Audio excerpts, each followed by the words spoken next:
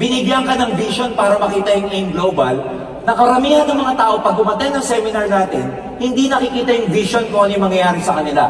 Kaya the mere fact na nandito ka, maswerte ka na kasi alam mong may mangyayari na sa'yo. Hindi mo na kailangan magkaroon ng tangible result bago ka maging masaya. Mga kaibigan, by law of attraction, if you keep complaining, the universe will give you more of things to complain about. Lagi ka nagdadabog, lagi kang, nakasimangon and everything. The whole universe will conspire with your mind. Pero pag masaya ka, you are actually attracting your success. So ano gagawin mo para magkaroon ka ng attitude of gratitude? Paano natin i-cultivate yan? Number one, gumawa ka ng listahan ng mga bagay na magaganda sa buhay mo. May mga magaganda ba sa buhay nyo? May mga dapat ba kayong ipagpasalamat? Kahit wala ka sa AIM Global, may mga ipagpapasalamat ka ba? Oo naman. The technique here is to train your mind to see the good in your life. So ilista mo, walang masama doon. Things you're grateful about. Probably your family, your good health. Probably you're a normal human being, your shelter, the roof. You have wonderful children. Ang parents mo buhay pa. There are so many things to be grateful for. Hindi lang yung material na bagay na makukuha nyo sa AIM Global. And mas masarap nag-network pag nag-enjoy ka. Are you with me? Mas masarap mag-network nang wala kang inhibition. Mas masarap mag-network nung hindi ka pilit. Yung masaya ka sa ginagawa mo. Next, magpasalamat ka the things surrounding you right now and that you are grateful for. Question, may mga nakapaligid pa sa'yo ngayon na dapat mong ipagpasalamat? Yes or no? Sino yung mga yon? Upline, downline, crossline, kaibigan. Ano pa yung nakasurround sa'yo? Cellphone mo. Nasa MOA ka. Kaya sabihin mo sa katabi mo, thank you. Sa kabila, thank you. Sa likod mo, thank you. Sa harap mo, thank you. And of course, yung nasa taas, pasalamatan natin siya ng todo. Thank you very much. Are you with me? Do you feel good? The truth is, pag ako nung nag-network, pinakita nga pala ni kapatid yung picture ko kanina. Brother, showbiz na ako ngayon eh. Ikaw naman, pinakita mo pa eh. Alam nyo na nag-network po ako nung una. Hindi ko naman nalintana yung hirap. Oo, alam ko mahirap. Alam natin yon, brother. Alam natin yon, Ariel. But the truth is, we enjoy what we were doing. Gusto namin yung ginagawa namin. Alam mo, iba po yung sabi ko nga kanina, galing lang po ako sa Uganda. Just a night before last night. And people were asking me, Sir, kumusta? Di ba nasa Africa ka? Nandito ka na ngayon? Because I was in Africa for more than a week. Sabi ko, okay lang. Pagod ako, pero hindi ako stressed. Magkaiba yun eh. Magkaiba yung pagod ka, pero hindi ka stressed. Magkaiba yung, pagod ka, pero hindi ka drained, hindi ka masyadong naiisip mentally and everything. Ladies and gentlemen, itong networking nakakapagod. Pero mga kaibigan, para maibsan yung challenge nyo, kailangan nakikita mo yung mga positive things na nangyayari sa buhay mo, sa nakapaligid sa'yo. Next, ilista mo rin yung mga yung mga bagay na hindi maganda nangyayari sa'yo. Yung mga worst things na nangyayari sa'yo. Bakit kailangan ilista rin to? Because the truth is, kahit may mga bagay na hindi magandang nangyayari sa inyo ngayon, there are still some good things about it. May hindi nangyayari maganda sa'yo? May maganda pa rin yun. May purpose pa rin yun. Iniiwan ka, okay lang. May hugot na naman. One good thing, ano yung sabi nila? One good thing about goodbyes, ang maganda daw sa goodbyes, is a start of something new. Walang bagong mangyayari pag walang nag-goodbye. Tama ba? Yes ka ng yes, pero nung iniwan ka, hindi ko kaya. Nung iniwan ka, kininam.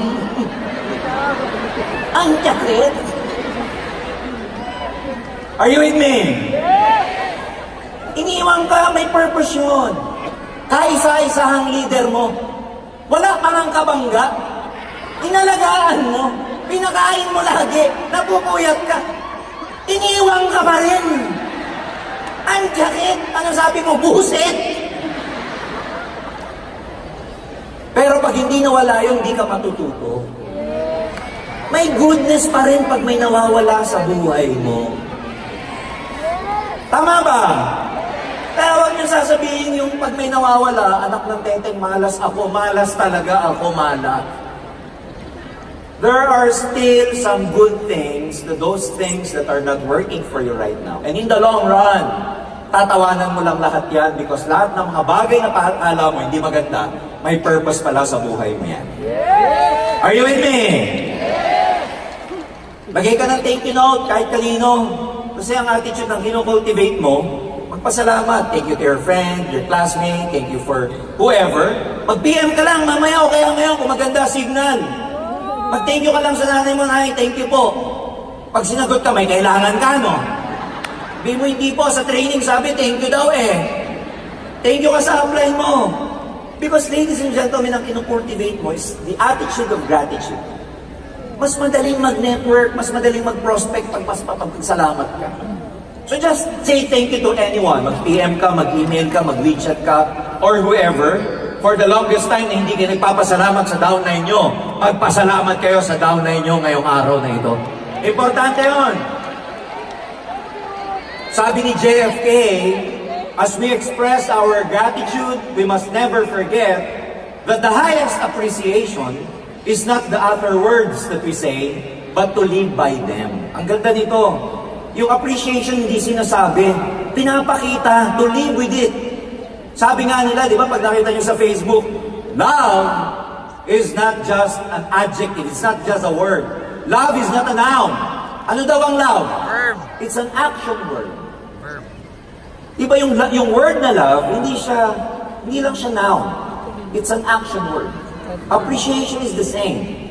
At the end of the day, you should appreciate everything that is happening in your life. And last, saying thank you to nothing. Pag-isip mo sa umaga, mag-thank you ka lang.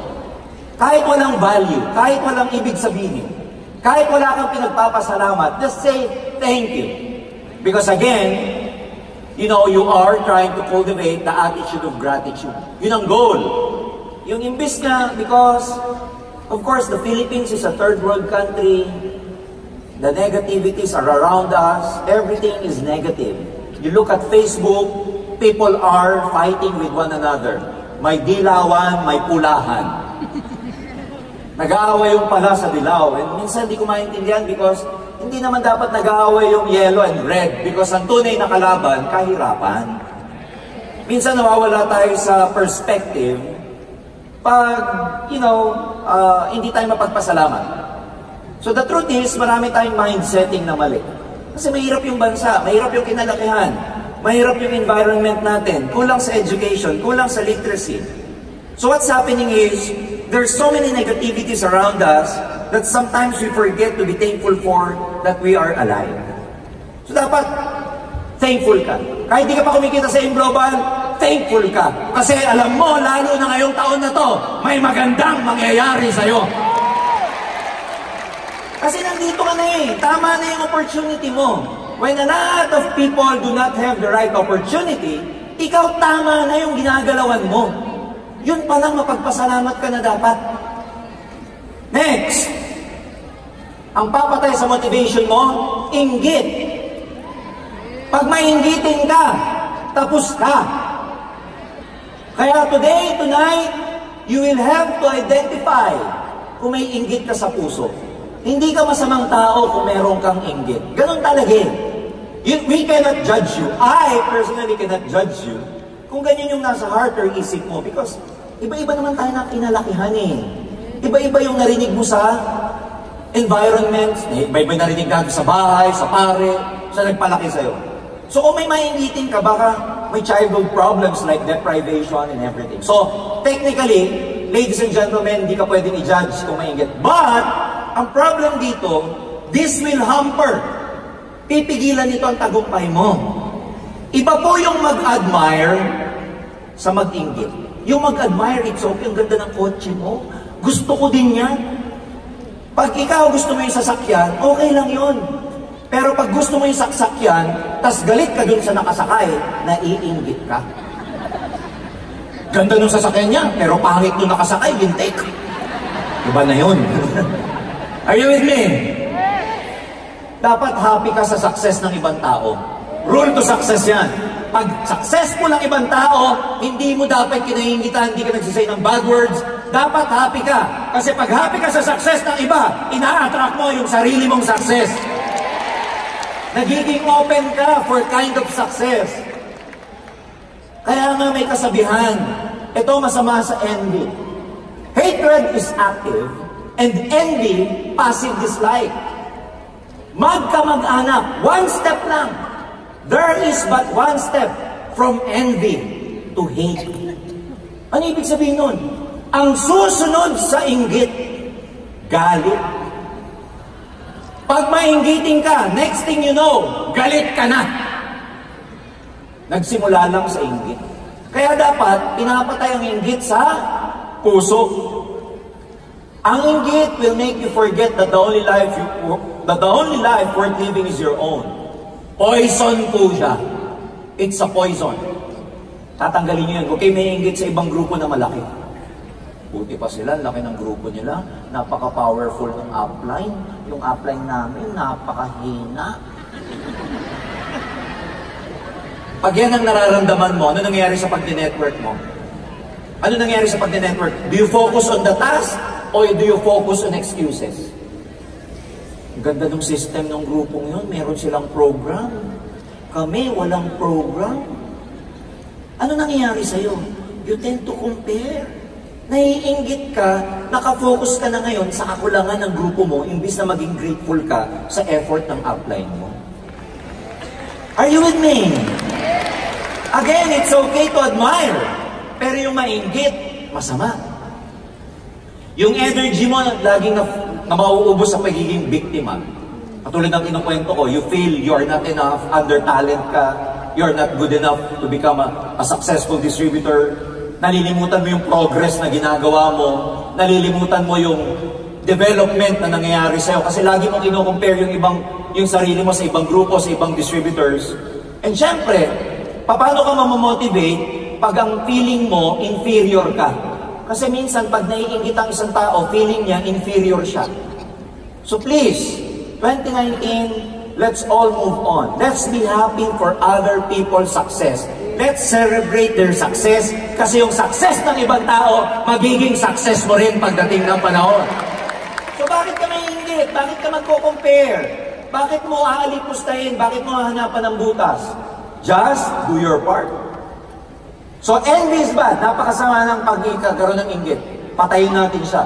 Paano mo papatayin? I-notice mo, tignan mo reaction mo sa success ng iba at saka sa failure ng iba. If you celebrate on other people's defeat, mainggitin ka. Ay, buti na lang. Buti na lang, di siya na-promote. Kawawa. Buti na lang, di pa malaking grupo niya para pantay kami, kabatch ko siya sa leader summit. Kawawa naman pag siya. You know, sometimes ang gusto natin, yung level ng hindi natin pagkuha ng goal, ka-level din natin yung iba para pare-pareho tayo. Are you with me? Pag masaya ka sa failure ng iba, may ingit ka sa puso. Pagka ikaw naman malungkot sa success ng iba, meron ka rin ulit inggit sa puso. And if you have that kind of feelings, ladies and gentlemen, it will never help you advance in your goals. Use Facebook for what it is. Alam niyo, nabasa ko lang naman to tapos nire-relate ko sa training. You know, they found out that Facebook is a breeding ground of envy. Sa Tagalog, nagiging, ano ba yun? Source ng inggit. Because the truth is, people they post in Facebook what is the highlight of their life. 90% na nangyayari sa buhay nila, hindi nila nilalagay doon. Ang nilalagay nila yung travel nila, nandun yung classmate mo na nagtutour around the world, ikaw, hindi ka pa successful sa AIM Global, you feel lost, napaka-under-talented mo, you feel na hindi ka enough. That's why, nagiging breeding ground ng pagkainggit ang Facebook. You know, the truth is, there will always be someone out there better than you. There will always be someone out there smarter than you, more handsome or prettier than you. So use Facebook for what it is. hindi ka dapat naiinggit sa mga nakikita mo sa Facebook. Dapat ginagamit mo siya as leverage. Tool siya na dapat nag-enhance ng buhay natin. Therefore, gamitin niyo siya pang-enhance ng buhay niyo. Katulad ng iba, ginagamit ang Facebook saan? Sa online marketing. Use a Facebook for what it is, for online marketing, not to depress you. Mga kabimigan ko dito, mga kabatch ko wag ako kasi bata pa ako. Yung batch ko nila Ariel, nila Arnel. Nung araw ba, mga brad, yung totoo, Christine, Nung araw ba, naririnig nyo ba yung mga bata na tinatawag na may depression? Ha? Meron ba tayong word na depression nung araw? Wala. Wala tayong depression nung araw. Ladies and gentlemen, pagka ikaw malungkot or whatever, ano sasabihin ng nanay tatay mo? Sa English, suck it up. Kaya mo yan. Masaktan ka, it doesn't matter. It will make you strong. You know, they found out sa modern age, mas prevalent ang depression nowadays because of technology. You know, mas prevalent ang depression because people have more things to compare about. Pag may nakitang may cellphone, yung bata isa walang cellphone, ano gusto ng batang regalo pagdating ng Pasko? Cellphone. Ikaw hindi ka makahingi ng cellphone sa nanay at tatay mo. Kasi wala namang cellphone nung araw. Kaya anong ginagawa natin? Di ba mga bata ngayon, they concentrate on their gadgets. Nung batch natin, walang gadget, we tend to be more socialized.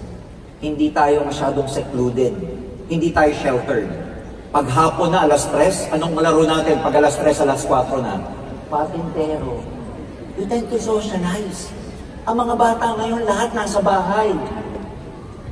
Kaya ano nangyari? Imbis na mapaganda yung technology, ang mga tao ngayon, mas lalong nagdi-depress kasi mag-isa lang sila, nakikita lang nila, puro gadget.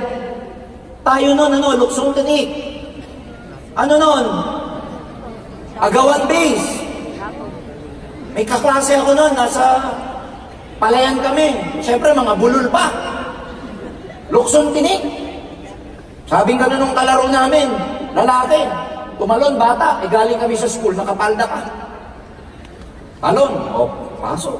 Maya-maya, di ba, tumataas yun? Sabi nung kalaro ko, nung kakampi ko, tat na! Sabi nung girl, yung kaklase namin babae na nakapalda, di pa! Sabi nung kaklase ko, tat na! Sabi nung kaklase kong babae na naman, di pa! Tat na nga! Amoy mo! Tat na!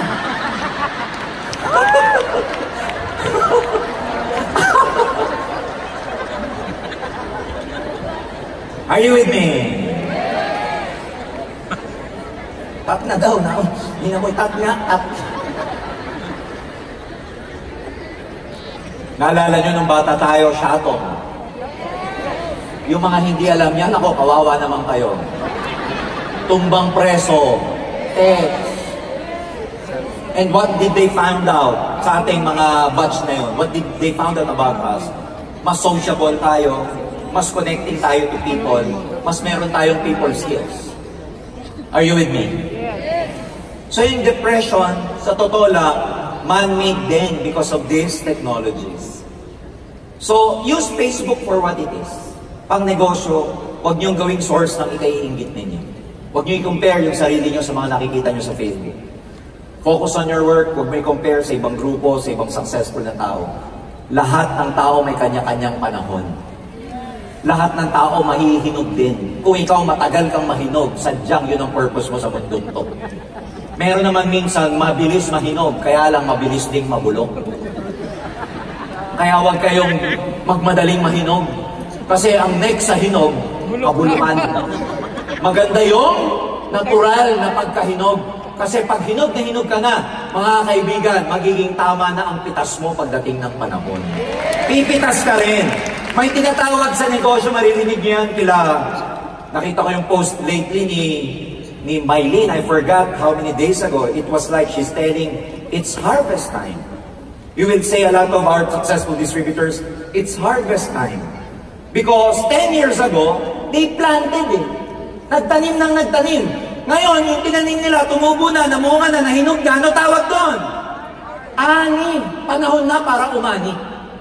Ngayon, pag alam mo na ikaw, nasa panahon ka ng pagtatanim, huwag ka muna masyadong mangarap na ikaw, aani na. Basta ang importante, alam mo nagtatanim ka, enjoy ka. Kaya yung mga magsasaka, magtanim ay di biro, maghapong nakayo, nagagawa pa nilang kumanta. Kaya pag ikaw nag-OPP kahit na-reject ka, magawa mo rin kumanta pa.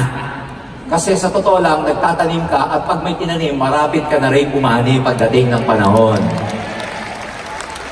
O, hiwalay mo yung object, yung envy is separate from its chosen object. Sabi ko nga, it's okay to admire. Magandang sasakyan, malaking grupo, magandang buhay, maraming pera. Pero dapat, huwag kang maiinggit. Ano ibig sabihin? If you admire a car, but you dig into the person driving the car, then there's something wrong. You admire people, get their positive attributes, get their positive points, but ladies and gentlemen, use it to motivate you rather than use it para magkaroon ka ng envy sa isip mo. Are you learning? So mamayang gabi, ang una niyong i-identify kung may inggit ka ba sa puso. Maraming tao nagtatanong sa akin, Sir, ginagawa naman namin lahat. Narinig namin yung mga basic na ginagawa. OPP at OPP lang, nakaka-anim po ako sa isang araw. OPP at OPP lang, ang dami ko pong prospect. Ang problema ko, wala akong pay-in. Samantalang may kilala ka, nag-OPP, ikaw, labas na yung litid mo. Yung mata mo lumuluwa na makumbins lang yung kausap mo. Tapos sasabihin ng kausap mo, ang ganda sana eh. Kaya lang wala akong pera. Move on ka na naman. OPP ka na naman, lintik. Sa diin ng OPP mo, mapupunit na yung papel. Gigil na gigil ka sa 1,000. Pagkatas ng OPP mo, wak din. Samantalang may makikita ka, nag-OPP, mali-mali pa, bulol pa. Pero yung makakausap, mako-close na 7 hands. Magugulat ka, sasabihin mo sa sarili mo, apay nga kasta. Sa German po yun. Sa Tagalog, ba't ganun? Magaling pa ako dun eh. Ba't siya kulang, bilot, bulol, closing ang galing? Ako lahat ng technique ginawa ko. May mantra pa ako. Binudul-budul ko pa ang imawangnet. Bakit gano'n? May sinasabi kasing law of the least effort. Yung law of the least effort, kahit na yung effort mo hindi ganun kabigat, pero you feel good, wala kang inggit, love mo yung ginagawa mo, enjoy ka, ang ganda ng outlook mo, positive ka, kahit hindi ka masyadong skillful, itatapat ka sa mga tamang tao para mag-join sa'yo at maging agila mo. Magaling ka nga, Inglesero ka nga, budol-budol ka nga, ang galing mo't lahat. Pero puno ka ng inggit, puno ka ng worry. You keep blaming, you're a victim and all. Even how skillful you are, you will never be connected to the right people to get your dreams. So may tinatawag na least effort. Kahit least lang yung effort mo, pero dahil tama yung feelings mo, itatapat ka sa mga tamang tao. Are you learning? Eto, karamihan, problema ng maraming tao. Walang tiyaga. Walang tiyaga.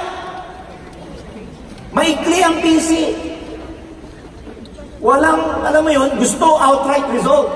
Gusto ani agad. Meron kasing tinatawag pag nag-NDO ako, meron akong tinatawag na gestation. A gestation period is a period of time, anytime, necessary before anything can come into form. Ano ibig sabihin nun? Lahat may gestation. Buntis, 9 months. No less, no more. Pagkayan, pag less than 9 months, ang tawag doon premature. Pag over 9 months, there's a tendency na magkaroon ng infection ng nanay kasi yung bata pwede magpupo. Tama ba?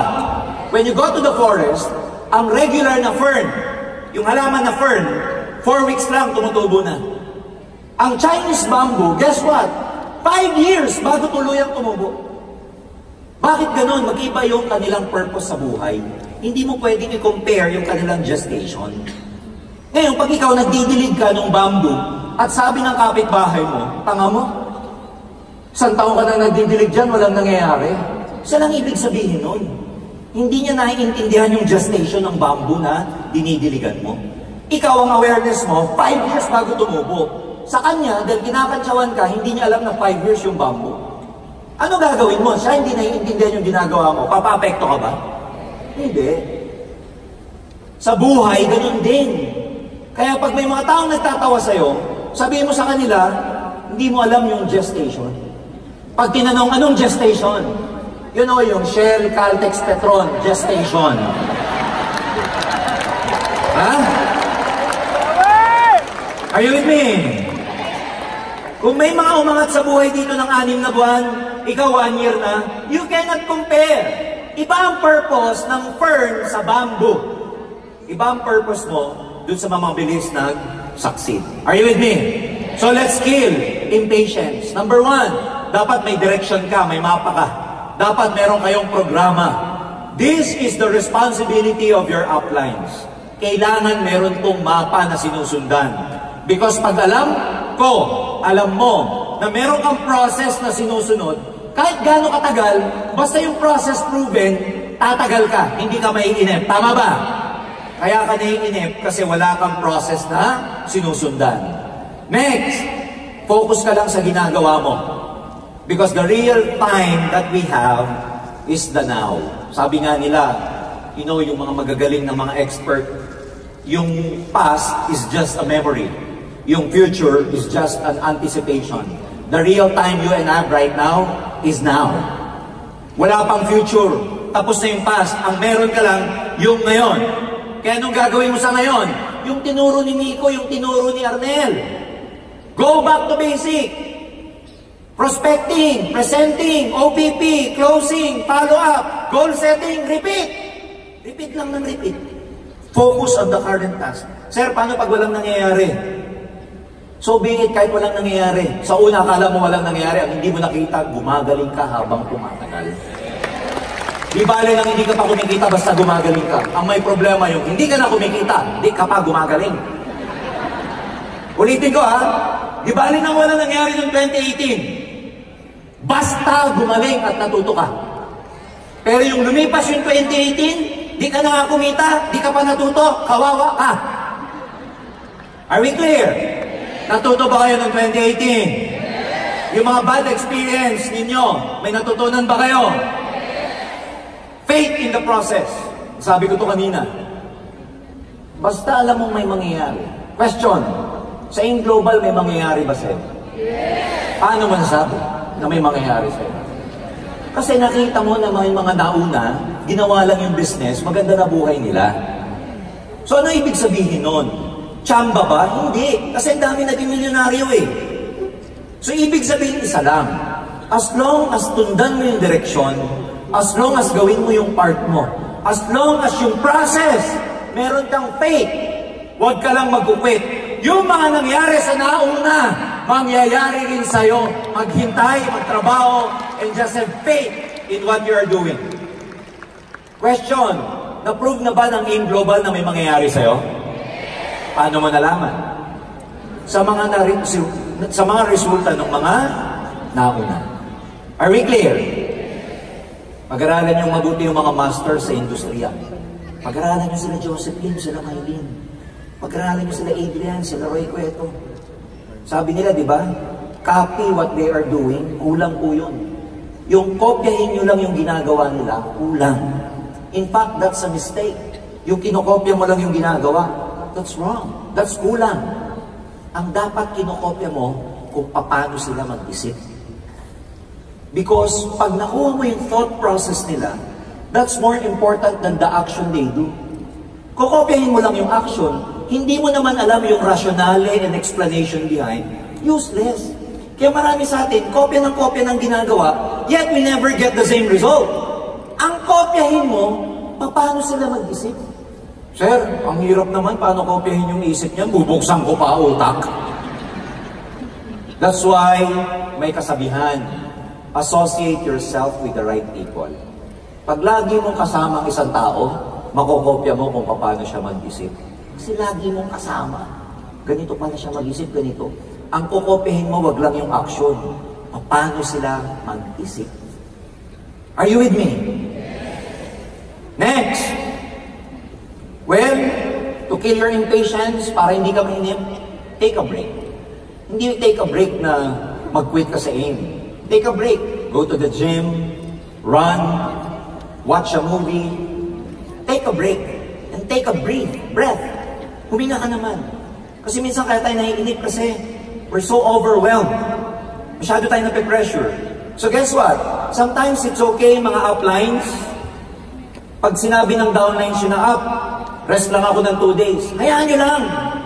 Wag, sayang yung time mo. Sa kagustuhan nating makip natin sila, kahit na break, ayaw nating pagbigyan. Which is wrong. Tignan nyo nung nag-aaral tayo. Lalo na pagka yung midterm or finals. Di ba sabay-sabay yung mga professor magpa-exam?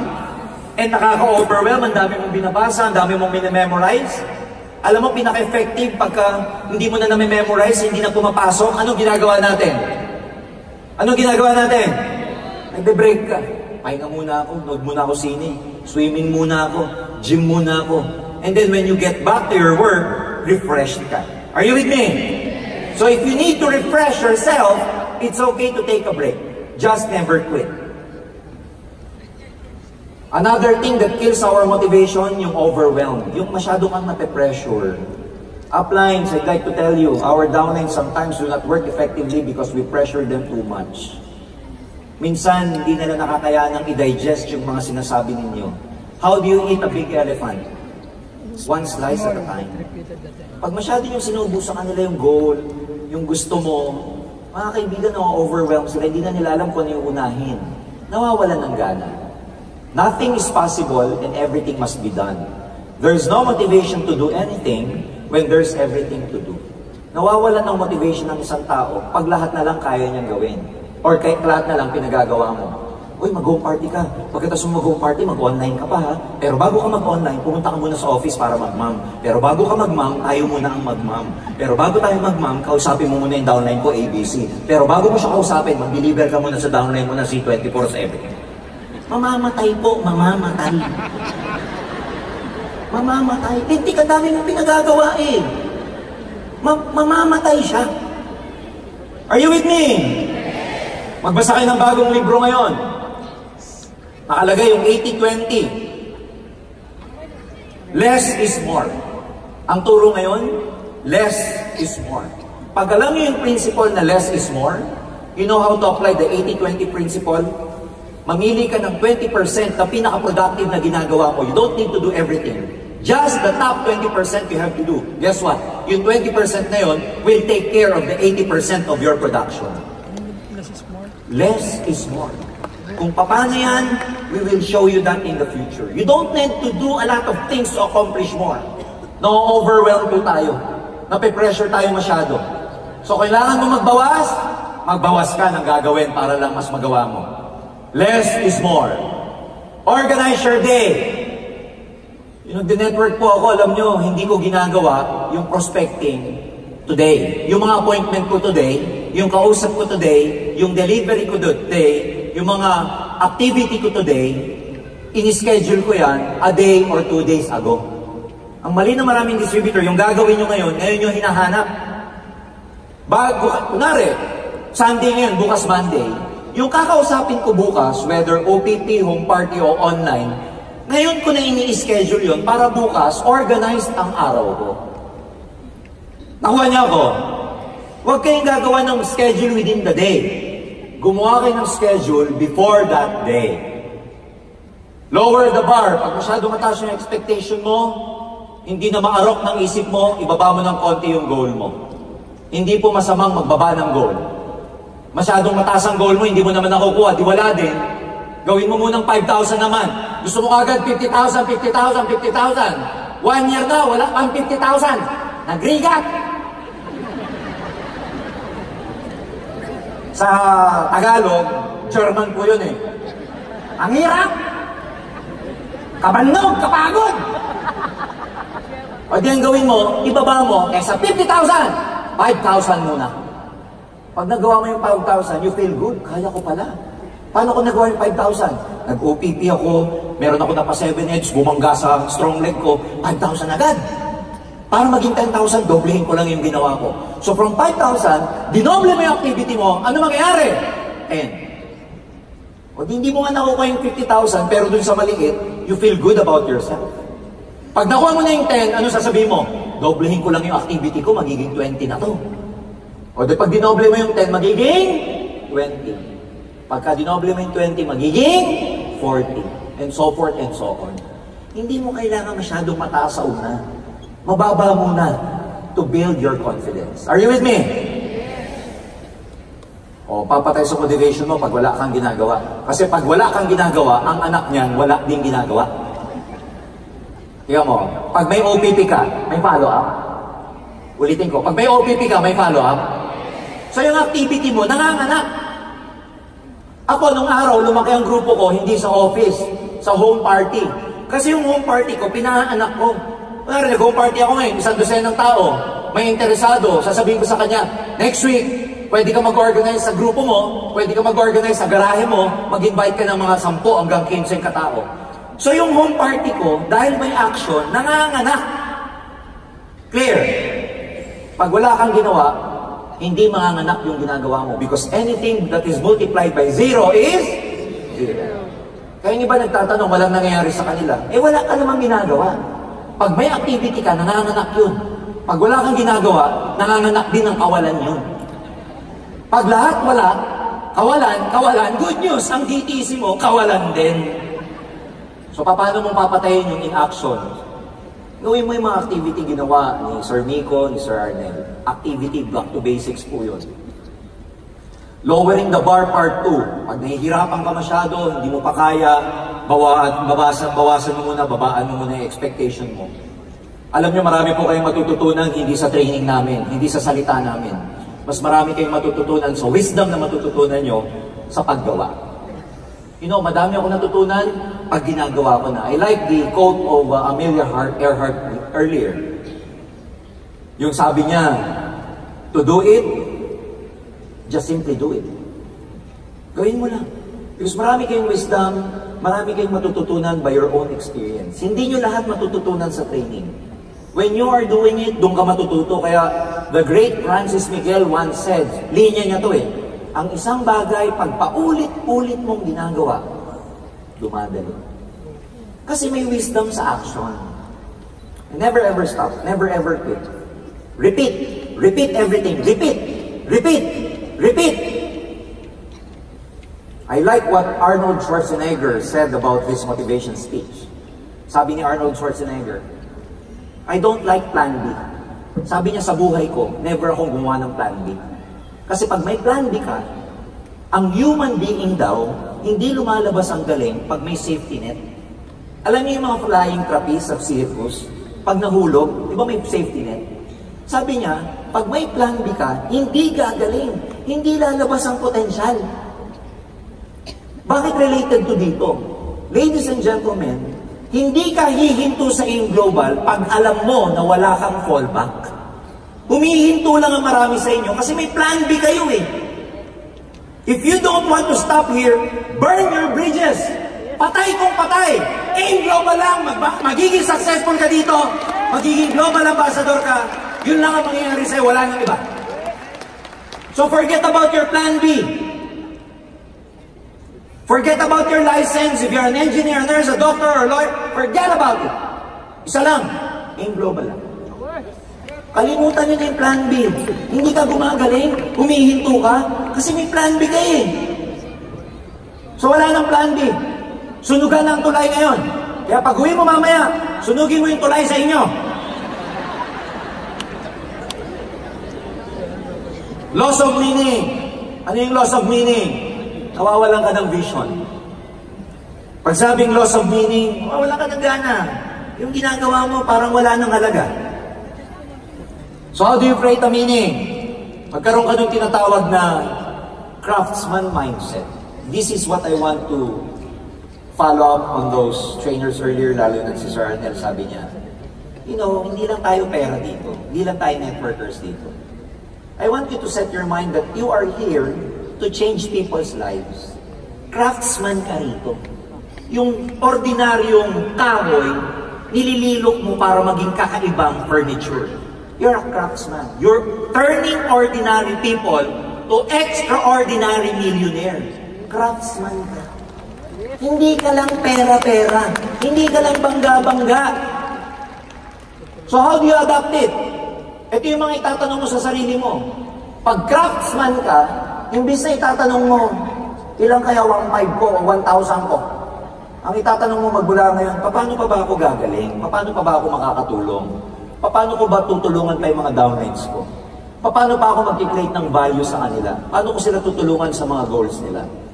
And bakit ganun sila mag-respond sa trabaho ko? Kailangan ko pa bang mag-improve? Bakit may mga downlines na lagi akong kalaban, kaaway? Bakit ganun sila mag-respond sa akin? Ano pa ba yung kailangan kong baguhin sa sarili ko? Minsan, pag-apply ka, iniisip mo, wala ka nang kailangan baguhin. The truth is, pag ang mindset mo, craftman, iniisip mo lagi mag-adjust para sa grupo mo. Are you with me? Adopt a craftsman mindset, nakaka-create ka ng meaning sa ginagawa mo. So wag niyo sabihin na wala akong makitang meaning. No. You have to enjoy what you're doing, and from what you're doing, dun ka makakahanap ng purpose mo. Question! May purpose ba kayo sa pag-aim global nyo? Yes or no? Yes or no? May purpose ka ba dito? Yes or no? Ano yung purpose na yun? Isigaw mo! Sabi ni isa, oh. May purpose ka ba dito? Yes or no? Ano yung purpose mo? Yan, yung iba may sagot. Umaman, yung iba tumulong, yung iba maging significant, yung iba maging famous, etc. Ay, yung iba ang sagot, retirement, yung iba dreams, yung iba creating value, etc. Aim bigger, pag nawawalan ka na ng gana sa income mo, nangyayari ito sa mga top distributors. Wala ka ng challenge, aim bigger. Express yourself in some other ways. Maging creative ka. Probably write a song, write a poem. Express yourself, your love to your downlines, to your family. And before anything else, you have to realize na bago ka tawagin sa global, may purpose ka na. Bago ka dumating dito. Because hindi lahat ng tao binigyan ng vision para mag-join. Ikaw na nandito ngayon, na-motivate ka pag-attend mo ng OPP, dun pa lang, may purpose na at may meaning kung bakit nandito ka sa global. Your coming here is not a matter of accident. Your coming here is a matter of destiny.